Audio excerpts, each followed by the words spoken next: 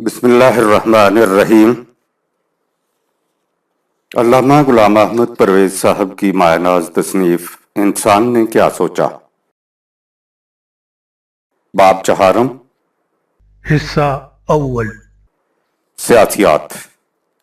مسلمہ فقر سلطانی بہم کرد، ضمیرش باقی و فانی بہم کرد، ولیکن العما از عصر حاضر کہ سلطانی بے شیطانی بہم کرد۔ سیاسیات۔ اخلاقیات میں ہم دیکھ چکے ہیں کہ اول تو اچھے اور برے کے متعلق مختلف انسانوں کے نظریات مختلف ہیں، اور جہاں اس باب میں نظری طور پر اتفاق بھی ہے وہاں بھی ضروری نہیں کہ ہر شخص اچھے کاموں پر کاربند ہو اور برے کاموں سے اجتناب کرے۔ یہ ظاہر ہے کہ انسانوں کو باہم مل جل کر رہنا ہے، جس کی وجہ سے ایک کا واسطہ دوسرے سے پڑتا ہے۔ اب اگر مختلف تمدنی امور میں تمام انسانوں کو ان کے اپنے فیصلوں پر چھوڑ دیا جائے تو معاشرتی زندگی محال ہو جائے۔ لہذا نظام معاشرت کے انتظام کے لیے ضروری ہے کہ کوئی ایسا انتظام کیا جائے جس سے انسانوں کے باہمی معاملات قاعدے اور قانون کے مطابق طے پاتے رہیں۔ اس نظام کا نام سیاسیات، پولیٹیکا ہے۔ انگریزی لفظ پولیٹکس کے معنی ہیں پالیسی، پالیسی سے متعلق، اور پالیسی کے معنی ہیں انتظام، پولیٹکس سے مراد۔ لہذا سیاست یا پولیٹکس سے مراد وہ شعبہ علم سائنس جو انسانی نظام باہمی سے متعلق ہے۔ اس موضوع پر فلسفیانہ بحث سے پہلے مناسب معلوم ہوتا ہے کہ پالیٹکس کی مختلف اصطلاحات اور اجزائے ترکیبی کا مختصر الفاظ میں تعارف کرا دیا جائے تاکہ اصل مبحث کے سمجھنے میں دقت نہ پیش آئے۔ یہ اصطلاحات اور ان کا مفہوم وہ ہیں جو آج کل مغرب میں رائج ہیں۔ نمبر 1، مملکت۔ سٹیٹ وہ بلند ترین معاشرتی ادارہ جو انسان کے تمدنی معاملات کو قانون اور ضابطہ کی روح سے سر انجام دینے کے لیے وجود میں آتا ہے، مملکت کہلاتا ہے۔ مملکت کے کم از کم اجزائے ترکیبی: الف آبادی، بے علاقہ، جیم وحدت نظام، اور دال اقتدار اعلیٰ، سوورینٹی ہیں۔ نمبر 2، حکومت، گورنمنٹ اس مشینری کا نام ہے جو مملکت کے فیصلوں کو نافذ کرنے کا موجب بنتی ہے۔ نمبر 3، دستور، کانسٹیٹیوشن اس مجموعہ ضوابط کا نام ہے جو الف مملکت کے نظام، بے تقسیم اختیارات، اور جیم مختلف حکومتوں کے باہمی تعلقات سے اصولی بحث کریں۔ نمبر 4، قوم۔ نیشن کے تصور کی جامع تعریف مشکل ہے۔ انگریزی لفظ نیشن کا مادہ لاطینی لفظ نیٹس ہے جس کے معنی پیدائش ہیں۔ لہذا ابتداً نیشن کا لفظ ایک نسل کے لوگوں کے لیے بولا جاتا تھا۔ چنانچہ اب بھی بعض ممالک میں قوم کی تشکیل نسلی امتیاز ہی سے ہوتی ہے، لیکن سیاسیات حاضرہ میں نیشن کا مفہوم اس ابتدائی تصور سے وسیع ہو گیا ہے، اور اس سے بالعموم مراد ہوتی ہے ایک خطہ زمین میں بسنے والے انسانوں سے جو ایک حکومت کے تابع رہیں۔ واضح رہے کہ یہ مفہوم بھی جامع نہیں، عمومی ہے، اور نیشنلزم وطنیت سے مفہوم ہے ان لوگوں کی وجوہ جامعیت۔ نیشنلزم کے لیے بالعموم وہ شرائط لا ینفق سمجھی جاتی ہیں: ایک باہمگی، گریگیریسنس، اور دوسرے جذبہ بے ہمگی، ایکسکلوسیونیس۔ ثانی ذکر جذبہ سے مقصود یہ ہے کہ ایک نیشن اپنے آپ کو خود مختار تصور کرتی ہے اور کسی اور نیشن کے فرد کو اپنے اندر شامل کرتی ہے، اور نہ ایسے حق دیتی ہے کہ وہ ان کے معاملات میں دخل اندازی کرے تاکہ وہ اپنی قومیت، نیشنلٹی نہ بدل لے۔ کسی مملکت کا مطالعہ کرنے کے لیے عام طور پر 3 راہیں اختیار کی جاتی ہیں۔ اول تاریخی، یعنی یہ دیکھنا کہ اس مملکت کا ماضی کیا تھا۔ دوسرے تحلیلی، انالیٹیکل، یعنی یہ دیکھنا کہ اس مملکت کے موجودہ اجزائے ترکیبی کیسے ہیں۔ اور تیسرے इखलाकी सियासत। पॉलिटिको एथिकल यानी ये फैसला करना कि इस ममलिकत को कैसा होना चाहिए। शिक सून में होना चाहिए का सवाल आ जाता है और हम साबिका बाब में देख चुके हैं कि होना चाहिए ought to be, का ताल्लुक इखलाकियात से है। ये वो मकाम है जहां इखलाकियात का इम्तजाज सियासत से होता है। तफसील आगे चलकर आएगी। ममलकत के इब्तदाई तसव्वुरात।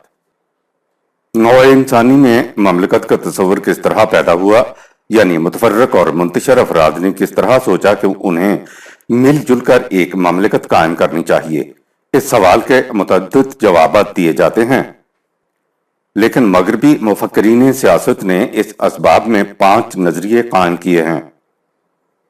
नंबर 1, सर कबीली हुकूमत, patriarchal, यानी सबसे पहले मुख्तलिफ अफराद ने कबायली जिंदगी इख्तियार की। इस अंदाजे जिंदगी में कबीला का बुजुर्ग यानी मूरस आला वाजिबुल एहतराम समझा जाता था और उसके फैसले सबके लिए वाजिबुल इत्तेबा थे। यहां से एक मुख्तसर सी खानदानी ममलिकत का तस्वर पैदा हुआ।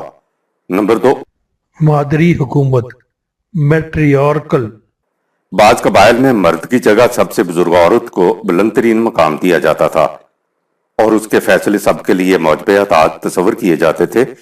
यह भी कबायली हुकूमत की शाद सी शक्ल थी। नंबर 3, खुदाई इख्तियारात का नजरिया, थ्योरी ऑफ डिवाइन राइट्स।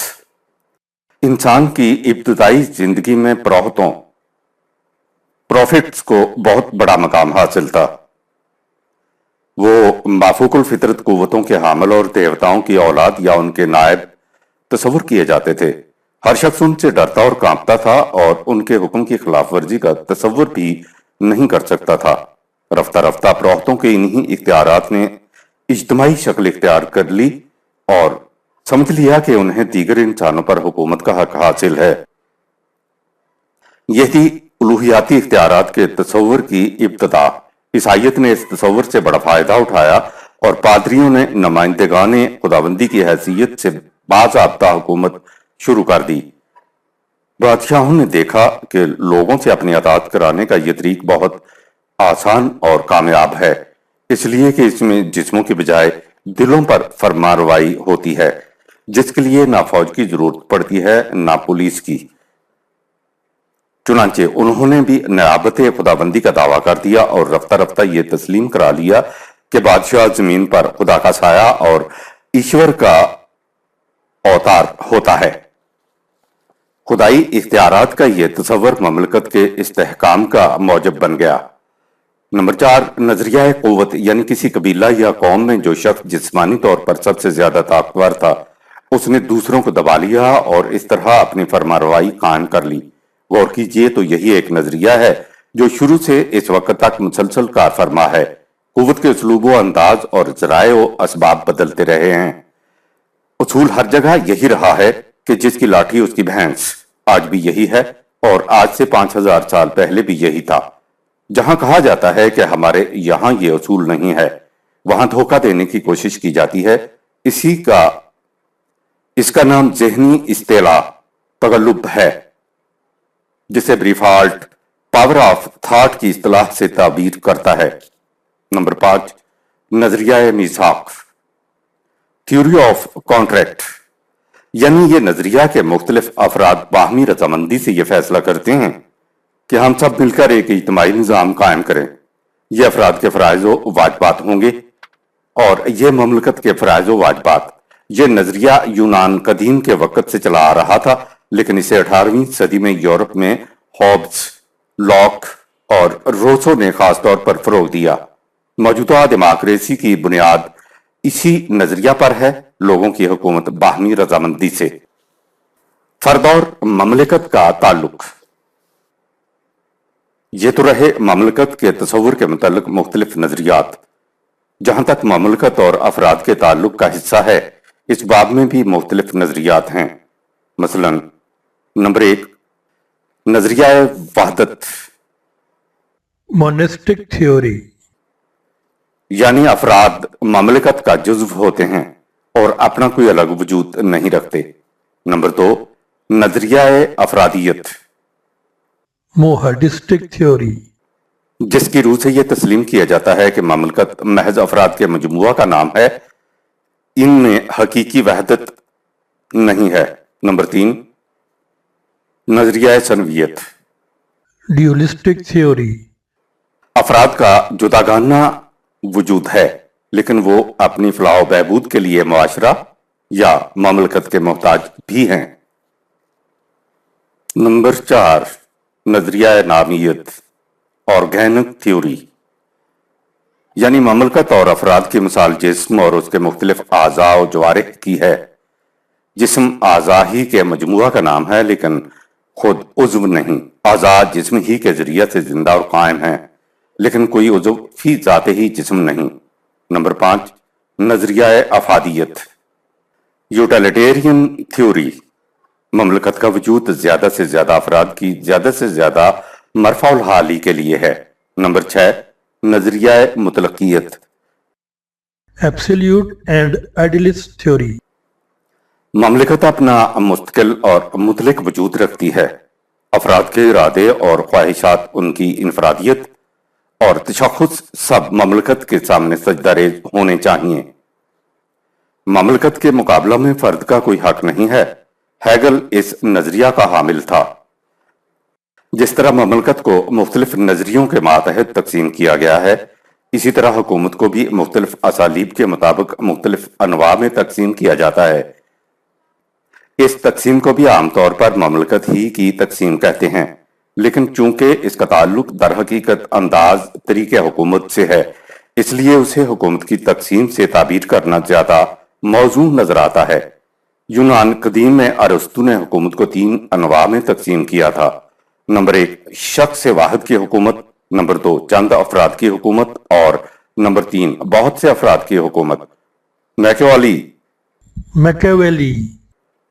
ने इन 3 अनवा पर एक और नौ का इजाफा किया जिसे वो मुरक्कब हुकूमत करार देता है।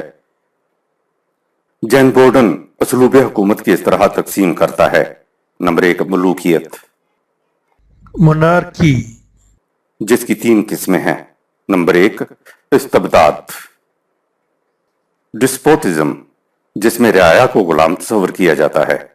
बे, ताज से वफादारी, रॉयल मोनार्की, जिसमें बादशाह कवानीन और जवाबत की रूह से हुकूमत करता है। और जीन, कहरमानियत, टिरेनी, जिसमें हुकूमत बादशाह की मफाद परस्तियों और कामरानियों के लिए होती है। नंबर 2, उमरा की हुकूमत, अरिस्टोक्रेसी। और नंबर 3, जमहूरियत, डेमोक्रेसी, अवाम की हुकूमत। जर्मन सियासतदान ब्लंच ली, इस पर चौथी नौ थियोक्रेसी का भी इजाफा करता है, यानी खुदा के इख्तियारात के मुताबिक हुकूमत। हमारे जमाना में जमहूरी अंदाज हुकूमत की भी मुख्तलिफ अकसाम हैं। मसलन अलिफ, वाहदानी, यूनिटरी, जिसमें तमाम ममलिकत एक ही वाहदत तस्वर होती है। और बे, विफाकी, फेडरल, जिसमें ममलिकत की मुख्तलिफ वाहदतें यूनिट्स अपने अपने यहाँ खुद मुख्तार होती हैं, लेकिन सबका मरकज एक होता है और इक़्तिदारे आला सॉवरेनिटी मरकज ही को हासिल होता है। फिर इनमें से हर एक उसलूब हुकूमत या तो पार्लियामेंटेरियन होगा और या गैर पार्लिमानी अंदाज हुकूमत में हैयत अज्जाइया, एग्जीक्यूटिव, लेजिस्लेचर के सामने जवाबदेह होती है और लेजिस्लेचर के सवाबदीद के मुताबिक कायम बरतरफ की जा सकती है। लेकिन नॉन पार्लिमानी अंदाज में हैयत अज्जाइया लेजिस्लेचर के मातहत नहीं होती, बल्कि एक मुद्दत मुअय्यना के लिए जिसका तयन दस्तूर ममलकत की रूह से होता है कायम रहती है। इन्हीं में से एक अंदाज सदारती हुकूमत, प्रेसिडेंशियल फॉर्म ऑफ गवर्नमेंट का है, जिसमें एक मुद्दत मुअय्यना के लिए सदर हुकूमत को तमाम इख्तियारात तफवीज कर दिए जाते हैं और लेजिस्लेचर का इस पर कोई इख्तियार नहीं होता। असर हाजिर में जमहूरी अंदाज हुकूमत के बरक्स आमराना हुकूमतें भी कायम होने लगी हैं।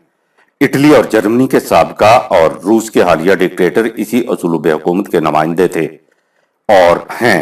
जिन ममलकतों में जिंदगी के हर शोबे पर ममलकत का इक़्तिदार होता है उन्हें ममलकत कुल्ली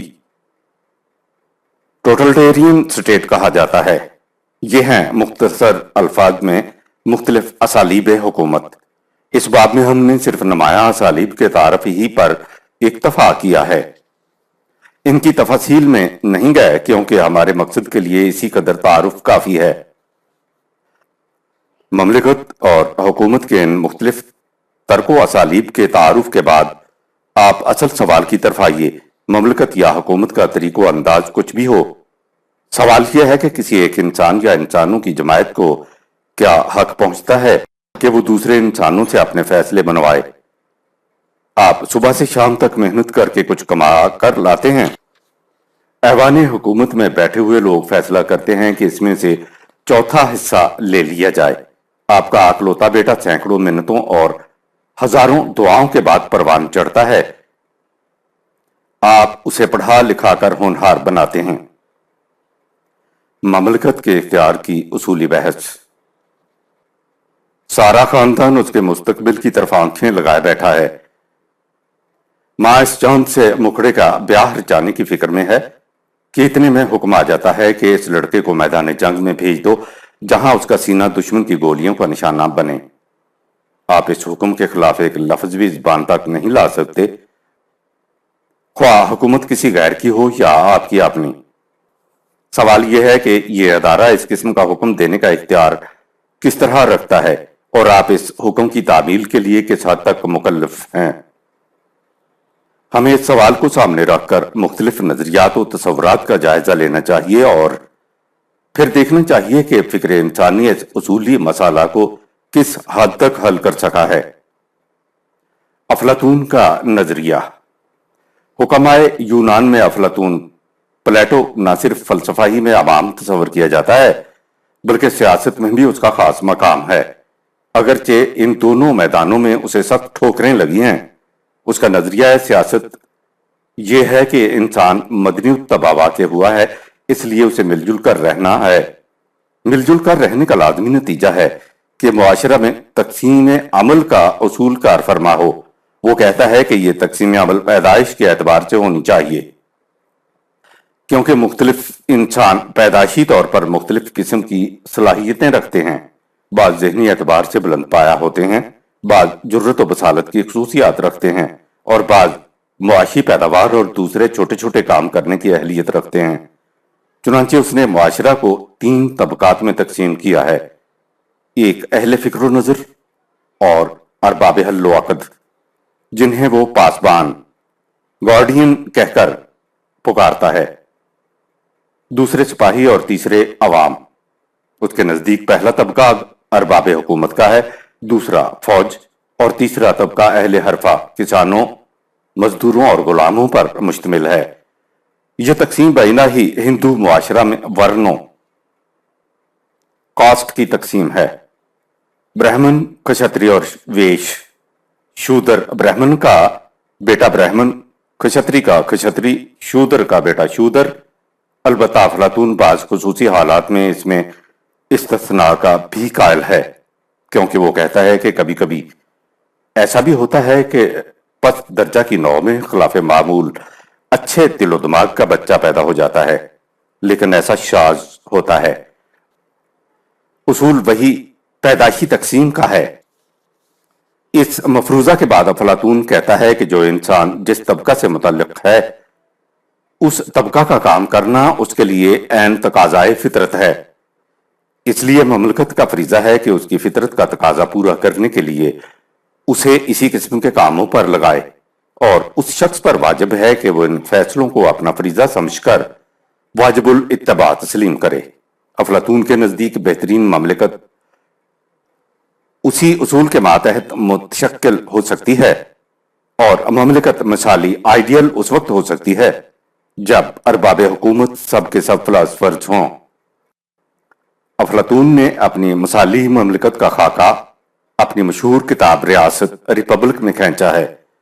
اس میں عدل کی تعریف یہ کی گئی ہے کہ وہ طاقتور کے مفاد کا نام ہے، وہی جس کی بازگشت نیٹشے کے فلسفہ اخلاق میں سنائی دیتی ہے، جس کی بنیادوں پر میکیاولی اور مینڈویل نے اپنے نظریات سیاست کی عمارت استوار کی ہے۔ افلاطون کی مثالی ریاست میں معاشی نظام کم و بیش اشتراکی نظام سے ملتا جلتا ہے، لیکن اس کی تفصیل کمیونزم کے عنوان میں ملے گی۔ ارسطو کا نظریہ۔ افلاطون کے بعد حکمائے یونان میں ارسطوٹل کا نظریہ سیاست قابل مطالعہ ہے، جسے اس نے اپنی کتاب پولیٹک میں پیش کیا ہے۔ اس نظریہ کی روح سے مملکت کا فریضہ یہ ہے کہ وہ افراد مملکت کے لیے بہترین زندگی کے وسائل پیدا کرے۔ افلاطون کی طرح وہ بھی افراد مملکت کو 3 طبقات میں تقسیم کرتا ہے، اگرچہ اس کا معیار تقسیم ذرا مختلف ہے۔ وہ کہتا ہے کہ بہترین زندگی کا مستحق ایک ہی طبقہ ہے، اور وہ ہے ارباب فکر و نظر کا طبقہ، جسے وہ طالب علموں کا طبقہ کہتا ہے۔ دوسرا طبقہ اس کے نزدیک غلاموں کا ہے، جس کا فریضہ پہلے طبقہ کی ضروریات زندگی فراہم کرنا ہے۔ ان دونوں کے درمیان وہ عام انسانوں کا طبقہ وضع کرتا ہے، جن کی سطح حیوانی زندگی سے زیادہ بلند نہیں۔ یہ وہ لوگ ہیں جو مختلف قسم کے کاروبار کر کے کھائیں، پئیں، اولاد پیدا کریں اور مر جائیں۔ ارسطو افلاطون کے نظریہ اشتراکیت کی حمایت نہیں کرتا اور ذاتی ملکیت کو بہترین زندگی کے لیے ممد و معاون سمجھتا ہے۔ وہ یہ بھی کہتا ہے کہ چونکہ ارباب فکر کی تعداد کبھی زیادہ نہیں ہو سکتی، اس لیے مملکت کا مختصر ہونا نہایت ضروری ہے۔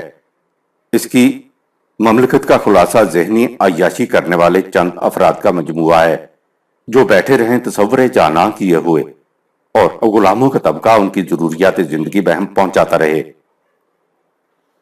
ہم نے مملکت کے جس متنوع تصورات اوپر بیان کیے تھے، اگر آپ بغور دیکھیں گے تو ہمارے زمانہ میں ان میں سے 2 تصور ایسے رہ گئے ہیں جو اہمیت رکھتے ہیں۔ ایک ڈیموکریسی کا تصور، جس کی بنیاد نظریہ میثاق تھیوری آف کانٹریکٹ پر ہے، اور دوسرا نظریہ کلی، جس سے مراد یہ ہے کہ تمام حقوق باقی مملکت محفوظ ہوتے ہیں اور فرد کو کوئی حق حاصل نہیں ہوتا۔ یہ نظریہ آمرانہ انداز حکومت پر منتج ہوتا ہے۔ بادشاہوں کی شخصی حکومتیں آج مہذب دنیا میں اساطیر الاولین قرار پا چکی ہیں۔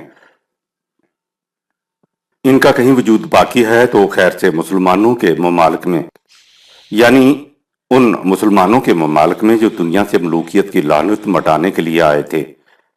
تھیاکریسی کا تصور بھی عہد پارینہ کی داستان بن چکا ہے۔ وائیکونٹ سیموئل عیسائیت پر بحث کرتا ہوا لکھتا ہے، اس نے سلاطین کے آسمانی حقوق کے عقیدہ کی تائید کی، اس لیے یورپ کی تاریخ میں اس عقیدہ نے جس قدر تباہیاں پھیلائیں، ان کی ذمہ داری اسی پر عائد ہوتی ہے۔ Belief and action. لہٰذا ہمیں انہی 2 نظریوں کے متعلق گفتگو کرنی چاہیے جن پر عصر حاضر کی سیاست کا مدار ہے۔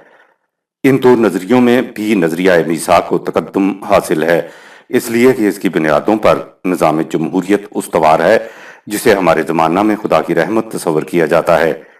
دوسرے نظریہ کی حامل جرمنی کی نازیزم اور اٹلی کی فسطائیت تھی، جن کا دوسری عالمگیر جنگ نے خاتمہ کر دیا۔ روس کا نظام اپنی معاشی خصوصیات کی بنا پر منفرد ہے، اس لیے اس کا تذکرہ کمیونزم کے عنوان کے تحت کیا جائے گا، جو ہمارے زمانہ میں سب سے زیادہ بھڑکتا ہوا موضوع ہے۔ اندرین حالات ہم نظریہ کلیت کے متعلق مختصر انداز میں اور نظریہ میثاق کے متعلق تفصیلی طور پر گفتگو کریں گے۔ اقتدار اعلیٰ کا سوال۔ لیکن ان نظریات کے متعلق گفتگو کرنے سے پیشتر ایک اور اہم نقطہ کی وضاحت بھی ضروری ہے، اور وہ یہ ہے کہ کسی مملکت میں اقتدار اعلیٰ سوورن پاور کسے حاصل ہو سکتی ہے۔ اس لیے کہ سیاست میں بنیادی سوال تو اقتدار اعلیٰ ہی کا ہے، باقی تمام امور اسی محور کے گرد گھومتے ہیں۔ اقتدار اعلیٰ کا تصور سب سے پہلے فرانسیسی مفکر بورڈن نے پیش کیا۔ اس کے نزدیک इक़्तिदार आला से मफहूम वो मरकज़ है जो ममलकत की तमाम क़ुव्वतों का सरचश्मा और सारे इख्तियारात का मंबा है। दीगर कवायद ममलकत ज़ाती क़ुव्वत नहीं रखते, उनके पास इक़्तिदार आला की तफवीज़ करदा क़ुव्वत होती है। इक़्तिदार आला अपने इख्तियारात किसी से नहीं लेता, न ही उसके फैसलों को कहीं अपील हो सकती है। जब मैकियावेली के सामने ये सवाल पेश हुआ तो उसने कह दिया कि सवाल ये नहीं कि इक़्तिदार आला किसे हासिल होना चाहिए, असल सवाल यह है कि मुक़्तदर आला है कौन। इस सवाल का जवाब उसके नज़दीक साफ था कि मुक़्तदर आला बादशाह होता है। हॉब्स ने कहा कि नहीं, सवाल यह है कि इक़्तिदार आला का मालिक कौन होना चाहिए, और जवाब यह है कि फरमारवा, रूलर होना चाहिए। लॉक का ख्याल है कि इक़्तिदार आला अफराद की अक्सरियत के पास होना चाहिए, लेकिन रोसो के नज़दीक इक़्तिदार आला ममलकत के तमाम अफराद की मुश्तरका मलकियत है। बेंथम इस बात में लाक का हमनवा है। J.S. बेंथम की तायद करता है, लेकिन इस तरमीम के साथ के इक़्तिदार आला अहले दिमाग के पास होना चाहिए, न कि अक्सरियत के पास। मिल की मशहूर किताब एसे ऑन लिबर्टी इस बाब में बड़ी मार्का आरा तस्वर की जाती है। जहां तक आज़ादी ख्याल का ताल्लुक है, मिल तो यहां तक कहता है कि अगर तमाम नौए इंसानी का फैसला कुछ हो और दुनिया में सिर्फ एक इंसान इस फैसला से इख्तलाफ रखता हो, तो नौए इंसानी को उस एक फर्द की आवाज को दबाने का हक इससे कुछ ज्यादा नहीं जितना उस शख्स को तमाम नौए इंसानी की आवाज दबाने का हक है, अगर उसके पास ऐसा करने की ताकत हो। डेमोक्रेसी इक़्तिदार आला की हामिल अक्सरियत ही को करार देती है। इन तमाम नजरियात के खिलाफ मार्क्स का नजरिया यह है कि इक़्तिदार आला इस तबका को हासिल होता है जिसके पास वसाइल पैदावार हों। निज़ाम सरमायादारी मेन सरमायादार तबका को इश्तराकी निज़ाम में मजदूर को। नजरिया कुल्ली। इसके बाद नजरिया कुल्लियत की तरफ आइए। इस नजरिया को मिसाली नजरिया आइडियलिस्टिक थ्योरी भी कहते हैं। इस नजरिया की रूह से यह तस्लीम किया जाता है कि ममलकत एक जिंदा शय है, अपनी जुदागाना हस्ती और तशख्खुस रखती है। हर जिंदा और साहिब शऊर शय की तरह इसमें जज्बात, ख्वाहिशात और इरादे होते हैं। इसके हुकूक और इख्तियारात लामहदूद हैं। इंसान ने जिस कदर इज्तिमाई अदारों की तरह डाल दी है, ममलकत उनकी आखिरी शक्ल का नाम है। बाकी अदारों में शमूलियत और अलहदगी एक फर्द के अपने इख्तियार की बात है, लेकिन ना ममलकत के दायरा में आना अफराद के इख्तियार में है, ना उससे बाहर निकला उनके बस में है। और सबसे बड़ी बात यह है कि ममलकत अपने मामलात में इखलाकी नजरियों की पाबंद नहीं है। इसकी मसलहत कोशी और मफाद बीनी को देख ज़ाब्ता इखलाक है, और इस ज़ाब्ता के खिलाफ कोई अपील नहीं हो सकती। जब कभी अफराद और ममलकत में इख्तलाफ हो तो ममलकत हमेशा हक बजानब और अफराद कसूरवार तस्लीम किए जाएंगे। ममलकत के हुकूक मुतलिक एब्सोल्यूट हैं। तसरीहात बाला से आपने देख लिया होगा कि इस नजरिया की रूह से ममलकत को उलूहियाती मकाम तफवीज कर दिया गया है। चुनांचे इस जाविया फिक्र को डिवाइनेशन ऑफ स्टेट, इसमें ममलकत एक माबूद बन जाती है और ममलकत से वफाशारी इस माबूद की परस्तश। ये एक नया मजहब है जिसकी तमाम आइन और कवानीन अपने हैं। इस नजरिया की बुनियादी दलील नहीं बल्कि एक तशबीह है। इस नजरिया के हामिल कहते हैं कि ममलकत और अफराद की मिसाल इंसानी जिस्म और उसके आज़ा की सी है। अज़ाए जिस्मानी अपना जुदागाना वजूद नहीं रखते, वो सिर्फ जिस्म के हिस्से हैं और उनकी जिंदगी और मौत जिस्म के साथ वाबस्ता है। उनका फरीजा जिस्म के लिए सामान जीस्त तो सेहत बहम पहुंचाना है। इससे खुद उनकी अपनी जीस्त और सेहत का इंतजाम हो जाता है। कोई उज़्व जिस्म से अलग होकर जिंदा रह ही नहीं सकता। जिस्म की मसलहत आज़ा की मसलहत है, इसलिए जिस्म से अलग आज़ा के लिए कोई अपने असूलो जवाबत भी नहीं हो सकते। ना ही आज़ा अपनी मर्जी से इस जिस्म के हिस्से बनते हैं। इस तशबीह से वो ममलकत की कुलियत के हक में तमाम दलाइल फराहम करते जाते हैं और इन्हीं दलाइल से अपने नजरिया की मवाफिकत में नताइज मुस्तंबत कर लेते हैं, लेकिन इस ज़िम्न में वो एक बुनियादी फर्क को नजरअंदाज कर देते हैं, और वो ये कि अफराद अपना मुस्तकिल वजूद और तशख्खुस रखते हैं और ममलकत वजूद में नहीं आ सकती जब तक अफराद पहले से मौजूद न हों और तश्कील ममलकत का आज़म न करें। ममलकत ना हो तो भी अफराद जिंदा रह सकते हैं, लेकिन ममलकत कभी वजूद में नहीं आ सकती जब तक अफराद मौजूद न हों। इसलिए ममलकत का वजूद अफराद के जुदागाना वजूद का राहीन मिन्नत है। लिहाजा ममलकत और अफराद की मसाल जिस्म और आज़ा की सी नहीं। ये अलग बात है कि अफराद बाहमी रजामंदी से अपने आप को एक इज्तिमाई अदारा की सूरत में मुतशक्किल कर लें और इस अदारा की सेहत और जिंदगी इस्तेहकामो बका के लिए बाहमदगर इस तरह तावन और तनासर से काम लें जिस तरह जिसमें इंसानी के आज़ा कामल इत्तेहाद से सरगर्म अमल रहते हैं। ममलकत की ये शक्ल अफराद के मकसद पेश नज़र के बुरुएकार लाने का एक अमली तरीक हो जाएगा। जिस तरह काफिला मुसाफरों के मंजिल मकसूद तक पहुंचने का आसान और पुरअमन जरिया बन जाता है, काफिला का मकसूद अफराद काफिला से अलग कुछ नहीं होता। इसी तरह ममलकत का वजूद अफराद ममलकत की नश्व नुमा और फलाहो इर्तिका का एक जरिया होता है। इससे अलग ममलकत का कोई मकसूद नहीं होता। यह मिसाल के अफराद आज़ा हैं और ममलकत जिस्म दर हकीकत अफलातून के नजरिया तकसीम के लिए वजह की गई थी। इसके नजरिया की रूह से गुलाम सारी उम्र गुलाम रहता है और हाकम सारी उम्र हाकम। यही हालत जिस्म के आज़ा की है। पांव हमेशा पांव रहता है और दिल हमेशा दिल। ये कभी नहीं होता कि पांव अपनी सलाहियतें बढ़ाकर दिल की जगह ले ले। हर उज़व का अपना अपना मकाम है और इस मकाम में कभी तब्दीली नहीं हो सकती। इसलिए किसी उज़व को उसकी आरजू ही नहीं करनी चाहिए कि मैं फला उज़व बन जाऊं, और ना उसकी हसरत के मैं वो कुछ क्यों ना बन गया। यह है हकीकी मफहूम इस मसाल से, और इस मफहूम की लगवियत जाहिर है ये इस्तिबदाद की इंतहाई शक्ल है। नजरिया मीसाक। अब आइए नजरिया मीसाक मुआशरा, the theory of social contract की तरफ। इस नजरिया की रूह से यह तस्वर किया जाता है कि ममलिकत और अफराद मुआशरा में एक मीसाक कॉन्ट्रैक्ट होता है जिसकी रूह से अव्वल अपने कुछ फराइज ले लेते हैं, जिसकी रूह से अफराद अपने जिम्मा कुछ फराइज ले लेते हैं और उनके बदले में ममलिकत अपने जिम्मे अफराद के हुकूक ले लेती है। लेकिन ममलिकत कोई अलग चीज नहीं होती जिससे अफराद मुआहिदा करते हैं, बल्कि वो एक इज्तिमाई इदारा होता है, खुद अफराद ही पर मुश्तमिल होता है। इसी मुकाम से इस नजरिया की पेचीदगी शुरू होती है। यानी अगर ममलिकत और अफराद दो अलग अलग पार्टियां हों तो उनके माबैन मुआहिदा का तस्वर समझ में आ सकता है, लेकिन जब खुद अफराद ही ममलिकत हों तो अफराद का अपने ही साथ मुआहिदा करना कुछ अजीब सा नजर आता है।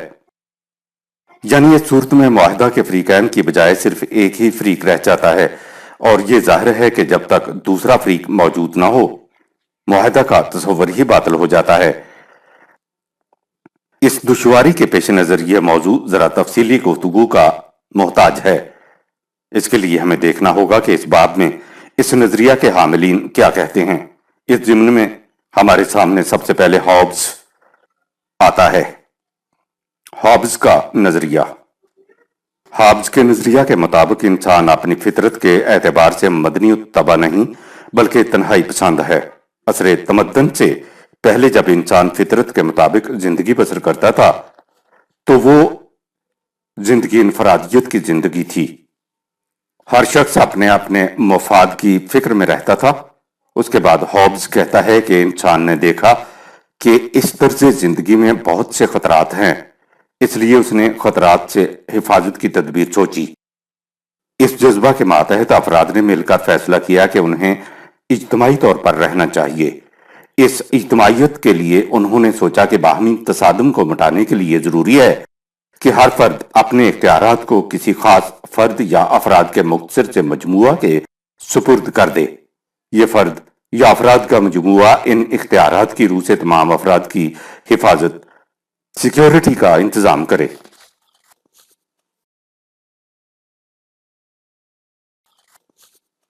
اس مختصر سے تعارف سے آپ نے دیکھ لیا ہوگا کہ حافظ نے اس معاہدہ کے لیے فریق ثانی پیدا کر لیا ہے، اور اس معاہدہ کی ایک ہی شق ہے، اور وہ یہ کہ افراد اپنے تمام اختیارات کسی ایک فرد یا افراد کے مجموعہ کے سپرد کر دیں، اور اس کے بدلہ میں وہ فرد یا مجموعہ افراد ان افراد کی حفاظت و صیانت کا ذمہ لے۔ چنانچہ حافظ کہتا ہے کہ اس معاہدہ کے بعد یہ مقتدر اعلیٰ جو کچھ کرتا ہے وہ در حقیقت ان افراد ہی کے اختیارات کا استعمال ہے۔ یہ مقتدر اعلیٰ اپنے فیصلوں میں کسی آئین و ضوابط کا پابند نہیں، اس لیے اس کے فیصلے افراد متعلقہ کے لیے ضابطہ اخلاق و قانون بن جاتے ہیں، حتیٰ کہ دوسری مملکت کے ساتھ معاملات میں بھی کوئی متفق علیہ ضابطہ اخلاق نہیں، بلکہ صرف معاہدہ ضروری ہوتا ہے۔ اور معاہدات کے متعلق خود حافظ کے الفاظ یہ ہیں کہ تلوار کے بغیر معاہدات خالی الفاظ رہ جاتے ہیں جن میں اپنی حفاظت کی کوئی قوت نہیں ہوتی، لہٰذا اس مقتدر اعلیٰ کی قوت ہی ضابطہ اخلاق ہے۔ لاک کا نظریہ،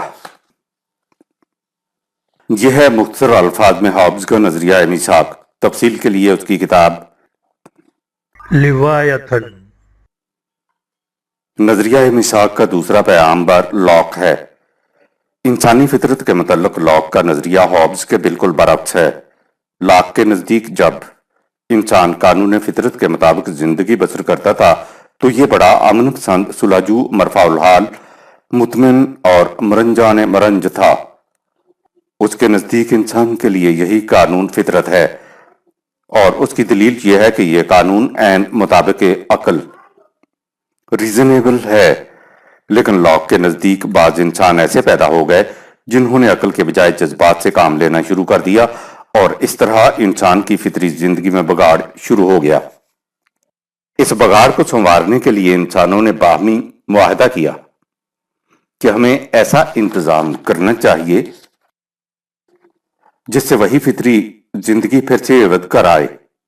اس انتظام کے لیے انہوں نے سوچا کہ ایک جج ایسا ہونا چاہیے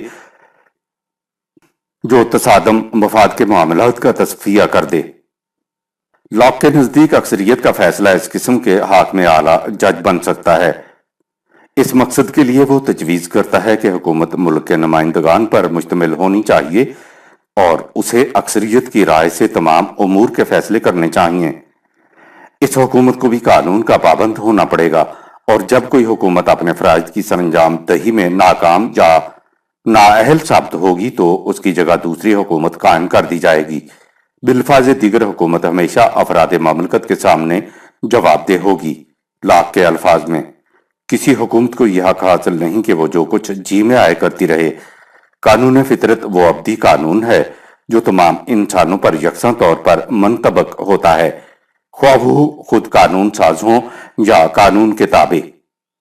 لاک کے نزدیک یہ قانون فطرت خدا کا بنایا ہوا ہے اور اسی سے مل سکتا ہے۔ اس قانون کی بنیادی اصول کے متعلق وہ لکھتا ہے کہ انسانوں کی جس فطری حالت کا ہم ذکر کر رہے ہیں اس کا انحصار قانون فطرت کے نفاذ پر ہے، اور وہ قانون یہ ہے کہ چونکہ تمام انسان برابر ہیں اور ہر فرد انسانی آزاد ہے، اس لیے کسی انسان کو یہ نہیں چاہیے کہ وہ کسی دوسرے انسان کو جان، صحت، آزادی یا املاک کے معاملہ میں اذیت پہنچائے۔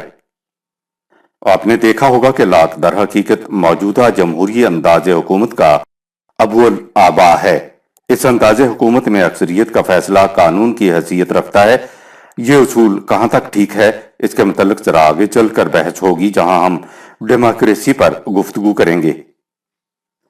روسو کا نظریہ، نظریہ میثاق کا تیسرا علمبردار روسو ہے۔ روسو کے نزدیک انسان کی فطری زندگی اگرچہ وحشیانہ زندگی تھی، لیکن اس میں ہر انسان آزاد، مرفع الحال اور خوش باش تھا۔ اس کے بعد تمدن کی زندگی آ گئی اور اس نے انسان سے اس کی فطری آزادیاں اور خوشحالیاں چھین لیں۔ اب زندگی اس قدر پیچیدہ ہو گئی ہے کہ انسان کے لیے پھر سے فطری زندگی حاصل کرنا ناممکن ہے۔ लिहाजा अब कोशिश ये होनी चाहिए कि तहजीब ने जो कुछ इंसान से छीना है उसे किसी न किसी हद तक पूरा किया जाए। इसका तरीका मुआशरती मीसाक है, जिसकी तशरीह उसने अपनी किताब द सोशल कॉन्ट्रैक्ट में की है। रोसो ये कहता है कि हर इंसान ये चाहता है कि उसकी आजादी बरकरार रहे, लेकिन तमद्दन की जिंदगी में यह नामुमकिन हो चुका है। इसलिए इसका इलाज यह है कि तमाम इंसान मिलकर अपनी इनफरादियत को एक इज्तिमाई मुआशरा में जज्ब कर दें। इस तरह इस मुआशरा के अहकाम की इत्तबा हर फर्द की अपनी जात की इत्तबा होगी और कोई फर्द किसी दूसरे फर्द का महकूम नहीं होगा। रोसो के अल्फाज में, इस मुआहदा की रूह से हर फर्द अपने तमाम हुकूक व इख्तियारात समेत अपने आप को इज्तिमाइयत के हवाले कर देता है। चूंकि तमाम अफराद इसी तरह अपने आप को इज्तिमाई मुआशरा के हवाले कर देते हैं, इसलिए हर एक के लिए हालात यकसां हो जाते हैं। इस तरह ये तमाम इंसान इस मुआहदा के बाद अपने आप को जिस हालत में पाते हैं वो इस हालत से कहीं बेहतर होती है जिसमें वो इस मुआहदा से पहले थे। इस मुआहदा से उन्होंने कुछ खोया नहीं, बल्कि नफा बख्श तबादला किया है। इस इज्तिमाई मुआशरा का नाम रोसो की इस्तिलाह में इज्तिमाई इरादा। जनरल विल है। वो कहता है कि हर फर्द के दो इरादे होते हैं, एक जाती और एक बहसीयत शहरी होने के इज्तिमाई। हो सकता है कि किसी वक्त इंसान का जाती इरादा इज्तिमाई इरादा से टकरा जाए। ऐसी सूरत में जाती इरादा को इज्तिमाई इरादा के ताबे रखना ही अहम आजादी है। अब सवाल ये पैदा होता है कि इस इज्तिमाई इरादा की ताबीर एक्सप्रेशन किस तरह से हो। इसके लिए रोसो के जहन में ऐसा निज़ाम जमहूरियत है जिसमें हर मसला के मतलब हर फर्द की राय दरियाफ्त की जाए। रोसो के नज़दीक ऐसा अंदाज़ हुकूमत जिसमें चंद अफराद के इंतखाब से समझ लिया जाए कि वो अवाम की नुमाइंदगी करते हैं, बड़ा पुरफरेब उसलूब हुकूमत है। लिहाजा वही हुकूमत इज्तिमाई अदारे को सही ताबीर कर सकती है जिसमें हर फर्द को इजहार राय का मौका हासिल हो।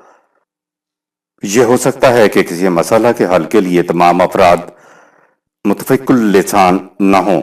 ऐसी सूरत में रोसो कहता है कि अक्सरियत का फैसला ही कौले फैसल होगा। इज्तिमाई इरादा जिस कदर वसी होता जाएगा उसी कदर अकल से करीब तर होता जाएगा। आवाज खल्क दर हकीकत खुदा की आवाज होती है। लेकिन जब रोसो ने यह कहा कि इज्तिमाई इरादा मालूम करने के लिए तमाम अफराद ममलकत से इस्तिस्वाब जरूरी है, तो उसे खुद ही ख्याल आ गया कि ये नामुमकिन अमल है। लिहाजा सवाल यह पैदा हुआ कि इसके लिए क्या सूरत इख्तियार की जाएगी। चुनांचे वो लिखता है, मुझसे पूछा जाएगा कि इज्तिमाई इरादा को मालूम करने की सूरत क्या होगी। क्या हर मौके पर तमाम की तमाम कौम को इकट्ठा किया जाएगा?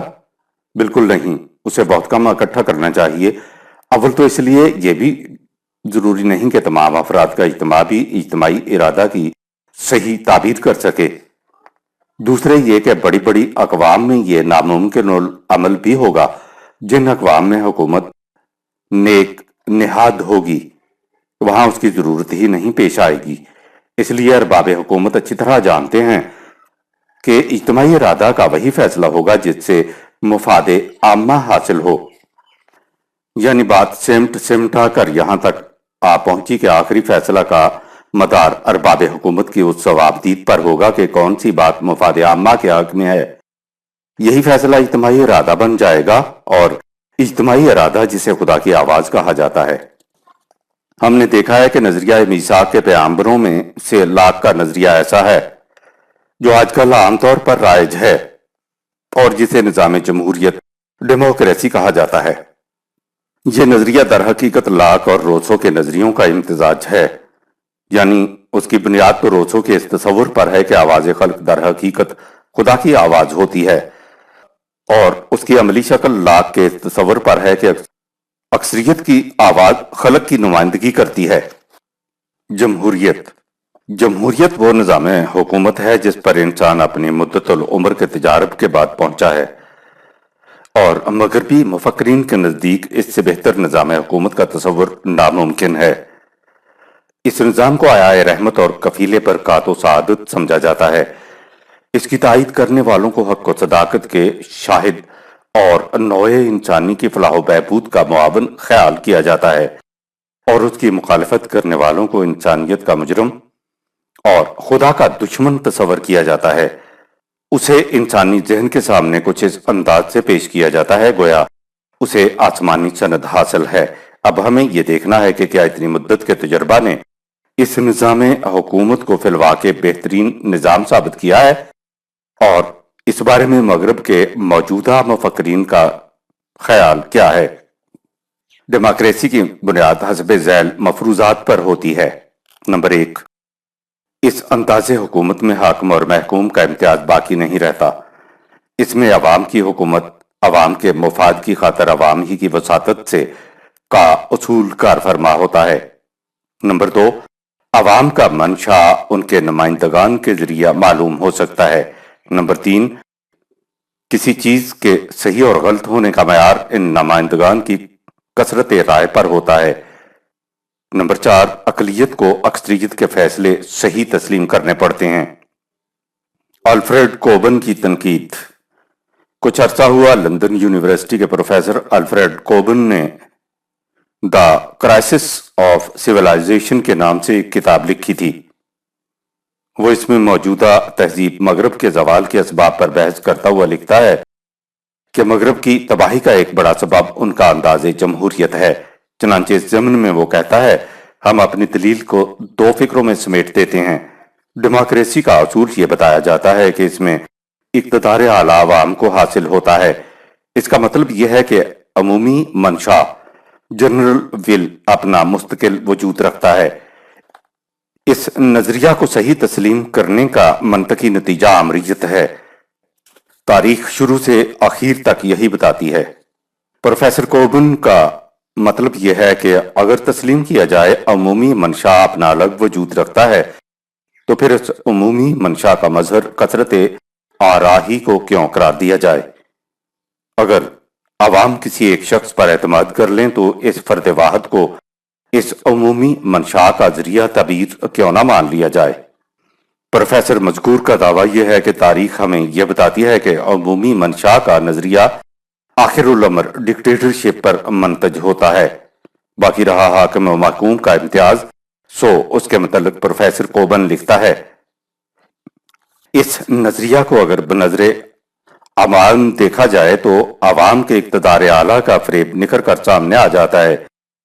اگر سیاست کو نظری حیثیت سے نہیں بلکہ عملی حیثیت سے دیکھا جائے تو یہ ماننا پڑے گا کہ حاکم اور محکوم کو ایک ہی تصور کرنا عملی ناممکنات میں سے ہے۔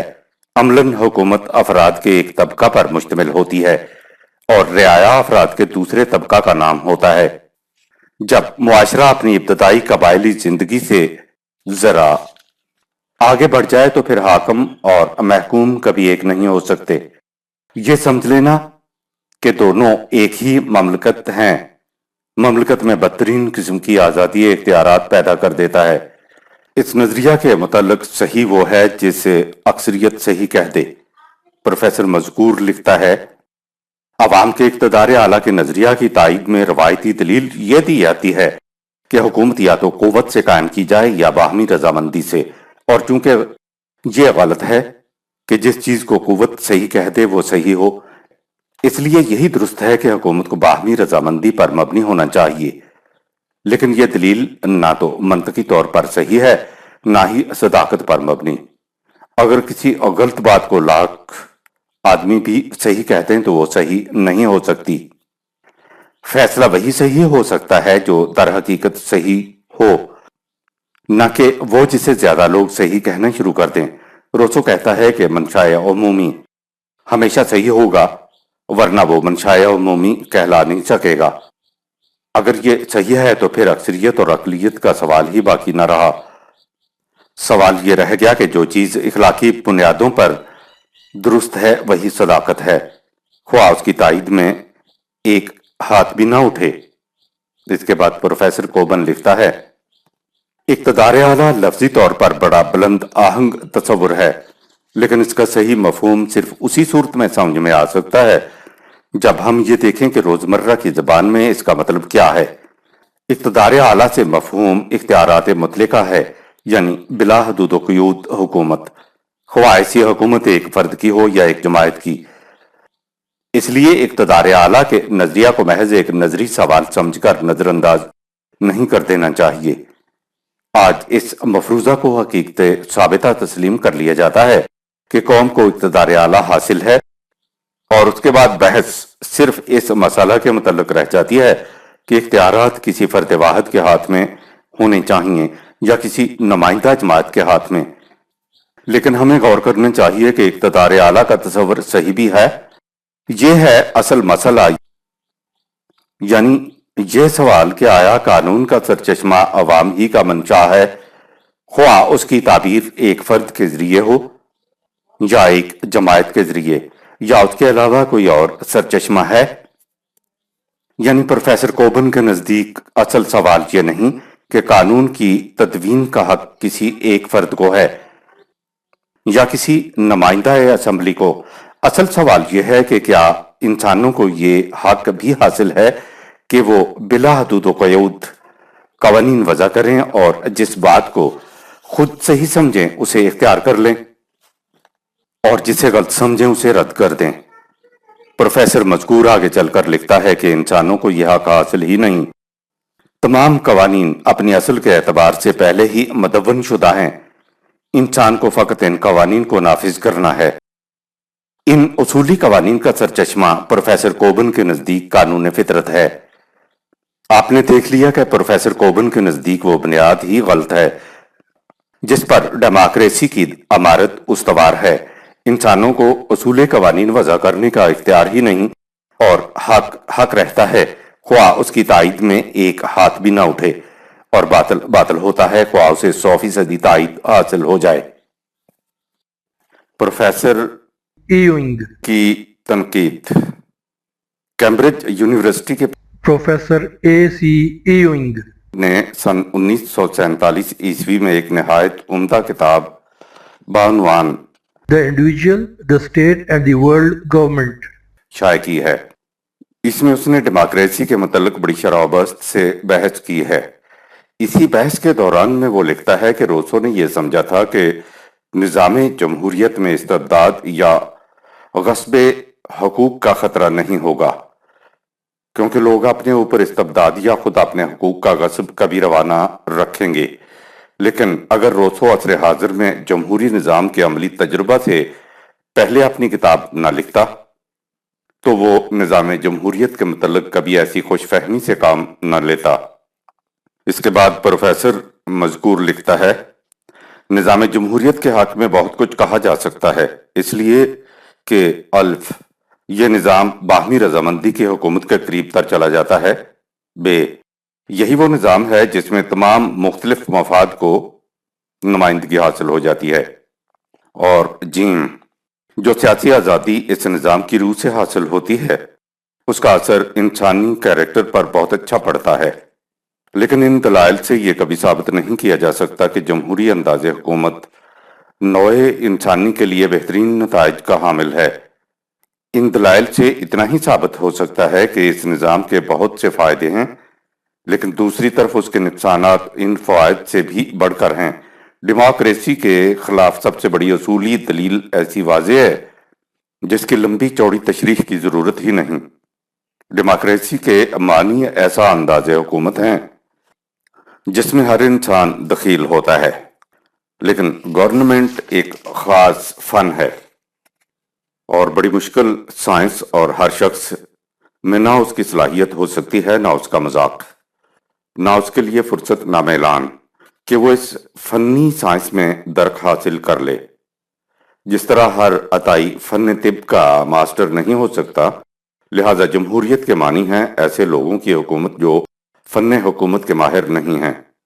بس اس کی مثال یوں سمجھیے جیسے طب کے کسی اہم سوال کے متعلق عوام کی کثرت رائے سے فیصلہ کر لیا جائے اور ان آراء میں ماہر فن ڈاکٹر کی رائے بھی ایک ہی شمار کی جائے۔ جورڈ کی رائے۔ ڈیموکریسی کے خلاف یہی اعتراض افلاطون نے کیا تھا۔ اس نے کہا تھا کہ نظام حکومت جیسے اہم فریضہ کو عوام کے سپرد کرنا بہت بڑی حماقت ہے۔ اسے ملک کے بہترین افراد کے سپرد کرنا چاہیے تاکہ وہ اپنی دانش اور آراء سے عوام کی سطح کو بلند کرتے جائیں۔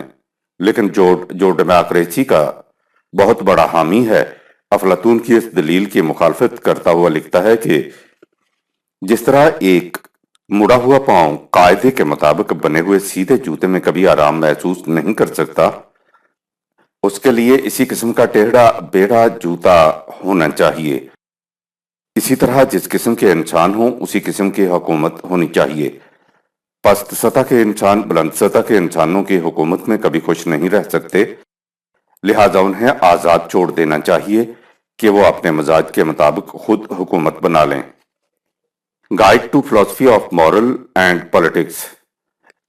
اس دلیل کا طفلانہ پن ایسا واضح ہے کہ اس کی تردید میں کسی دلیل کی ضرورت ہی نہیں رہتی۔ اس کے معنی یہ ہیں کہ مریضوں کو اپنی دوا اور غذا کے متعلق خود فیصلہ کرنا چاہیے، کیونکہ ڈاکٹر کی تجویز کردہ دوا انہیں ناگوار گزرے گی اور غذا خوش ذائقہ معلوم نہیں ہوگی، اس لیے وہ اسے مرغوب خاطر نہیں کر پائیں گے۔ حکومت کا مقصد عوام کی سطح کو بلند کرنا نہیں، بلکہ جس طرح پر وہ مطمئن ہوں اس کے مطابق سامان و ذرائع بہم پہنچانا ہے۔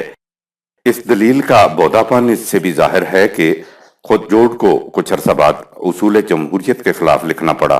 چنانچہ وہ اپنی کتاب ڈیکیڈنسی میں لکھتا ہے کہ سائنس کی روح سے ہر چیز کی قیمت اس کی کمیت کوانٹٹی کے لحاظ سے مقرر ہوتی ہے، کیفیت کوالٹی کی روح سے نہیں۔ سائنس کے عام ہونے کا نتیجہ یہ ہوا کہ اسی اصول کو سیاست پر بھی منطبق کر لیا گیا۔